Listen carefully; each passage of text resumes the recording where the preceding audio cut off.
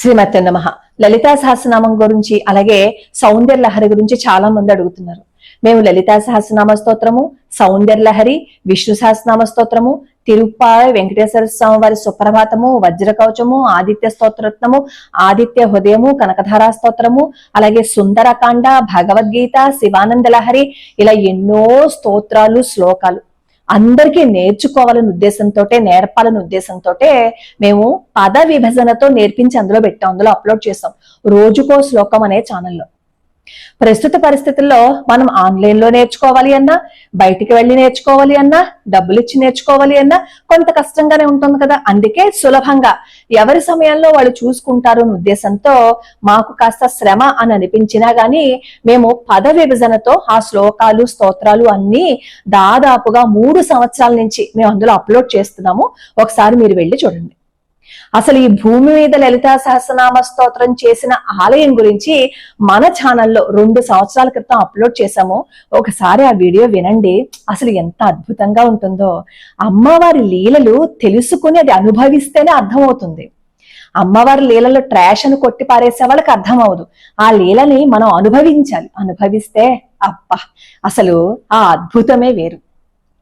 అయితే లలితా సహస్రనామ స్తోత్రం నిత్యపారాయణ చేయాలి అంటే ఏవైనా నియమాలు ఉన్నాయా అని అడుగుతున్నారు. ప్రతిరోజు నిత్యపారాయణ చేయాలి అని అనుకోండి, ఏ నియమాలు లేవు. చక్కగా స్నానం చేసేసి పొద్దున్నే మీరు లలితా సహస్రనామ స్తోత్రం చదివేసుకున్న తర్వాత మీ ఆహారపు అలవాట్లు ఉంటాయి కదా, ఆ వాటిని పాటించవచ్చు.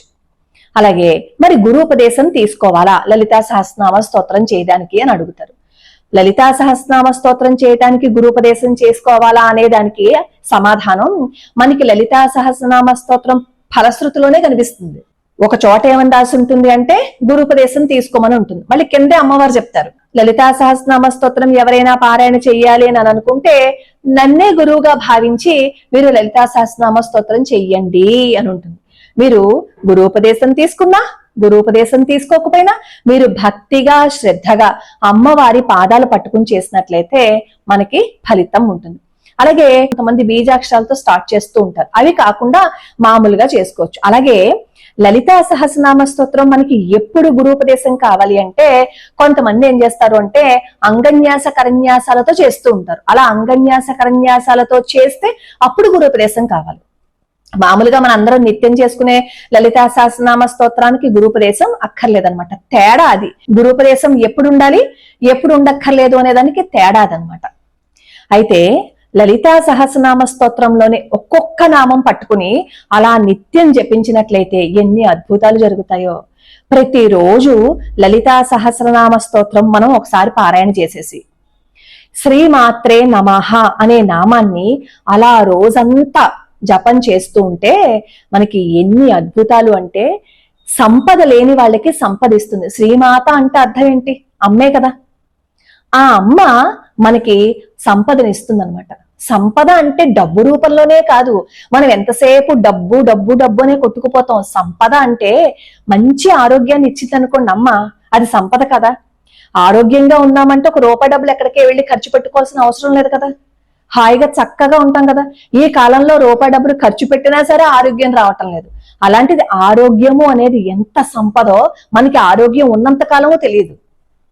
అలానే ఎవరైతే మానసికంగా కృంగిపోతూ ఉంటారో వాళ్ళు కూడా శ్రీమాత్రే నమః అని నిత్యం అలా జపం చేస్తూ ఉంటే ఈ మానసిక కృంగుబాటు నుంచి బయటకు వస్తారు.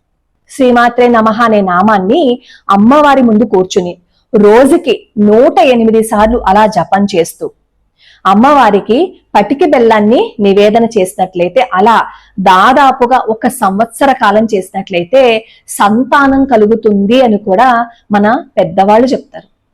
కాబట్టి ఎవరికైనా సంతానం కావాలి అని అనుకున్న వాళ్ళు గాని, సంపద కావాలి అని అనుకున్న వాళ్ళు గాని, మనశ్శాంతి లేదు అని బాధపడుతున్న వాడు గాని లలితా సహస్రనామ స్తోత్రం పారాయణ చేస్తూ శ్రీమాత్రే నమః అనే నామాన్ని నిత్యం జపించినట్లయితే ఇటువంటి అద్భుతమైన ఫలితాలు ఉంటాయి. అలాగే ప్రతి పౌర్ణమికి మీకు వీలుంటే గనక వెన్నెల్లో లలితా సహస్రనామ స్తోత్రం కనీసం ఒక్కసారైనా సరే పారాయణం చేయటానికి ప్రయత్నించండి. వెన్నెల్లో పౌర్ణమి రోజున లలితా సహస్రనామ స్తోత్రం 9 సార్లు ఎవరైతే పారాయణ చేస్తారో వాళ్ళకి అద్భుతాలే జరుగుతాయని చెప్తారు. కానీ 9 సార్లు చెయ్యాలి అంటే ప్రస్తుత పరిస్థితుల్లో చాలా కష్టం. ఎందుకంటే చిన్నపిల్లలు ఉంటారు, ఇంట్లో పెద్దవాళ్ళు ఉంటారు, వీళ్ళందరికీ పనులు చేసి పెట్టాలి కదా. కాబట్టి కనీసం ఒక్కసారైనా చదవండి. ఇంకా లేదు అంటే కనీసం 3 సార్లైనా చదివారని అనుకోండి, విశేషమైన ఫలితం ఉంటుంది. మన స్తోత్రాలకి శ్లోకాలకి అద్భుతమైన ఫలితాలు ఉన్నాయి. వాటిని కొట్టి పారేయకండి. అమ్మవారి పాదాలు పట్టుకుని మనస్ఫూర్తిగా అమ్మని అడిగితే ఏదైనా ఇస్తుంది అమ్మ. లోకా సమస్తా సుఖినో భవంతు, సర్వే జనా సుఖినో భవంతు.